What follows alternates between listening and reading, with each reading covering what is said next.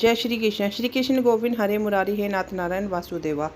आज श्रीमद् भागवत गीता का दूसरा अध्याय मैं आपके सामने प्रस्तुत करने जा रही हूँ। उसका सारांश और उससे हमें क्या शिक्षा मिलती है, जो कि है सांख्य योग।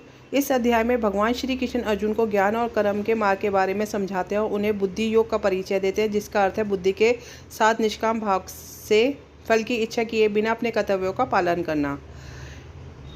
इस अध्याय में आत्मा की अमरता को दर्शाया गया है। आत्मा शाश्वत और अविनाशी है और मृत्यु केवल भौतिक शरीर को नष्ट करती है, लेकिन आत्मा अपनी यात्रा जारी रखती है। कर्म योग, कर्म करना ही सच्ची भक्ति है और फल की इच्छा किए बिना कर्म करना चाहिए। बुद्धि योग, बुद्धि के साथ कर्म करना अर्थात निष्काम भाव से अपने कर्तव्यों का पालन करना। वैराग्य, संसार की तरफ पीठ करके स्वयं के घर की ओर से वापसी। समर्पण, भगवान श्री कृष्ण की शरण में जाकर अपने कर्मों का फल उन पर छोड़ देना। आत्मनिष्ठा, श्री कृष्ण अर्जुन को आत्मनिष्ठा का महत्व बताते हैं। आत्मनिष्ठा का मतलब है कि अपने आप पर विश्वास रखना। अहंकार की निंदा, श्री कृष्ण अर्जुन को बताते हैं कि अहंकार से दूर रहना चाहिए। अहंकार व्यक्ति को सही मार्ग से भटका देता है।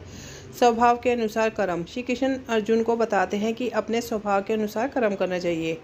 इस अध्याय से हमें यह शिक्षा मिलती है, कर्म के प्रति निष्ठावान होना चाहिए, फल की चिंता किए बिना कर्म करना चाहिए, अपने स्वभाव के अनुसार कर्म करना चाहिए, अहंकार से दूर रहना चाहिए, आत्मनिष्ठा रखनी चाहिए, आत्मा की अमरता को समझना चाहिए, कर्म योग, ज्ञान योग, सांख्य योग का पालन करना चाहिए।